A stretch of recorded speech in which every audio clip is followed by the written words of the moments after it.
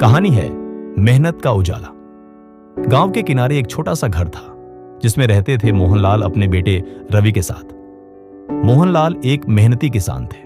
सुबह सूरज उगने से पहले ही वे खेतों में पहुंच जाते और देर शाम तक काम करते रहते। उनकी पीठ झुक चुकी थी मगर चेहरे पर संतोष की चमक हमेशा बनी रहती थी। रवि, उनका इकलौता बेटा, बिल्कुल उल्टा था। उसे खेतों से, मिट्टी से और मेहनत से जैसे नफरत थी। वह दिन भर पेड़ के नीचे बैठकर बांसुरी बजाना, दोस्तों के साथ खेलना या सपनों में खोए रहना पसंद करता था। मोहनलाल बार बार उसे समझाते, बेटा, मेहनत के बिना जिंदगी अधूरी है। अगर हाथ चलेंगे नहीं तो पेट कैसे भरेगा। मगर रवि हर बार मुस्कुराकर कह देता, पिताजी, जब मैं बड़ा हो जाऊंगा तो कोई आसान काम कर लूंगा। अब तो थोड़ा आराम कर लेने दीजिए। मोहनलाल आह भरकर चुप हो जाते। उन्हें डर था कि रवि की यह आलसी आदत एक दिन उन्हें बड़ी मुश्किल में डाल देगी। एक दिन गांव में नया सरपंच चुना गया, हरिदास जी। वे गांव के बच्चों को मेहनत और जिम्मेदारी सिखाने के लिए एक प्रतियोगिता रखना चाहते थे। उन्होंने घोषणा की कि जो युवक अपने खेत में सबसे अच्छी फसल उगाएगा उसे पुरस्कृत किया जाएगा और उसके परिवार को विशेष सम्मान मिलेगा। यह खबर सुनकर पूरा गांव उत्साहित हो उठा। सभी नौजवान काम में जुट गए। हर कोई चाहता था कि उसकी फसल सबसे बढ़िया निकले। मोहनलाल ने भी खेत में बीज डालने की तैयारी शुरू की। उन्होंने रवि से कहा, बेटा, अगर तू भी मदद करेगा तो हम ये प्रतियोगिता जीत सकते हैं। देख, ये बीज कितने अच्छे हैं। इन्हें सही समय पर बोना बहुत जरूरी है। लेकिन रवि ने आलस भरी आवाज में कहा, पिताजी, इतनी गर्मी में खेत में कौन जाएगा। आप कर लीजिए, मुझे तो थोड़ा आराम चाहिए। मोहनलाल ने निराश होकर सिर हिलाया और अकेले ही काम में लग गए। वे सुबह से शाम तक धूप में झुलसते रहे मगर रवि एक बार भी खेत की ओर नहीं आया। दिन बीतते गए। गांव के सारे युवक खेतों में पसीना बहा रहे थे। उनके चेहरे पर थकान भी थी और उम्मीद भी। मगर रवि रोज गांव की चौपाल पर बैठकर दोस्तों संग बातें करता और हंसी मजाक में वक्त गुजार देता। एक दिन गांव में बादल छा गए, हवा चलने लगी और अचानक तेज बारिश शुरू हो गई। जिन किसानों ने मेहनत की थी उनके खेतों में पानी ठीक से बह गया, लेकिन मोहनलाल का खेत जो अधूरा था उसमें पानी भर गया। फसलें सड़ने लगी। जब बारिश थमी तो मोहनलाल उदास होकर खेत में पहुंचे। उनकी आंखों में आंसू थे। उन्होंने टूटी फसलों को देखकर कहा, काश रवि ने साथ दिया होता। शाम को जब वे घर लौटे तो बहुत चुप थे। रवि ने देखा कि उनके कपड़े भीगे हुए हैं और वे थके हुए हैं।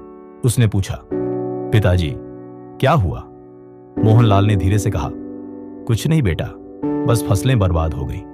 अब शायद हमारे पास अगले महीने खाने को भी मुश्किल से बचेगा। रवि को उस समय कुछ समझ नहीं आया, मगर जब रात को उसने देखा कि पिताजी बिना खाए सो गए हैं तो उसके दिल में कुछ बदल गया। अगले दिन सुबह जब मोहनलाल खेत की ओर जाने लगे तो रवि ने कहा, पिताजी, आज मैं भी आपके साथ चलूंगा। मोहनलाल ने हैरानी से उसकी ओर देखा। सच बेटा, तू काम करेगा।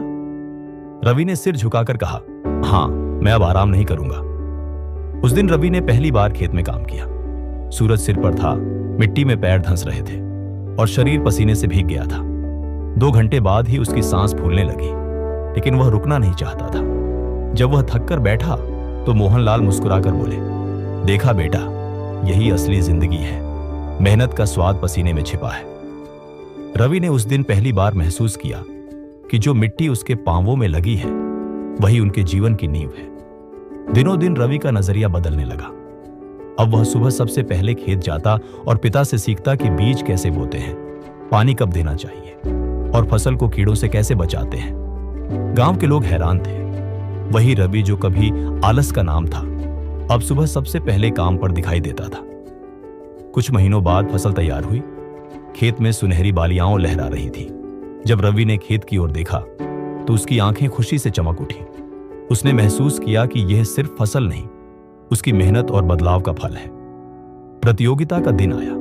गांव के लोग सरपंच के सामने अपनी फसलें लेकर पहुंचे। जब रवि और मोहनलाल अपनी उपज लेकर आए तो हर कोई दंग रह गया।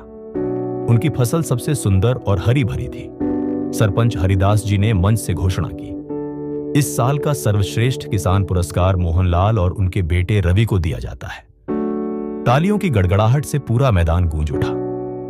मोहनलाल की आंखों में खुशी के आंसू थे। उन्होंने रवि को गले लगाया और बोले, बेटा, आज तूने साबित कर दिया कि मेहनत कभी व्यर्थ नहीं जाती। रवि ने नम्रता से कहा, पिताजी, ये सब आपकी सीख का फल है। आपने मुझे सिखाया कि आलस्य आदमी को नीचे गिराता है और मेहनत उसे ऊंचाई पर ले जाती है। उस दिन से रवि ने कभी काम से मुंह नहीं मोड़ा। वह गांव के युवाओं के लिए प्रेरणा बन गया। जब भी कोई नौजवान काम से बचने की कोशिश करता, लोग कहते, रवि को देखो, जिसने मेहनत से अपना भाग्य बदल दिया। वर्षों बाद जब मोहनलाल बूढ़े हो गए, रवि ही खेत संभालता था। अब वह दूसरों की मदद करता, गरीबों को बीज और अनाज दान करता। उसने गांव में एक छोटी पाठशाला भी बनवाई, जहां बच्चों को पढ़ाई के साथ साथ यह सिखाया जाता था कि मेहनत ही जीवन का सच्चा धन है। रवि की कहानी पूरे क्षेत्र में प्रसिद्ध हो गई। लोग उसे मेहनत का उजाला कहने लगे, क्योंकि उसने अपने जीवन में आलस्य के अंधेरे को मिटाकर मेहनत की रोशनी फैलाई थी। कहानी की सीख। आलस्य मनुष्य का सबसे बड़ा दुश्मन है। मेहनत करने वाला व्यक्ति न केवल खुद सफल होता है, बल्कि दूसरों के जीवन में भी उजाला लाता है।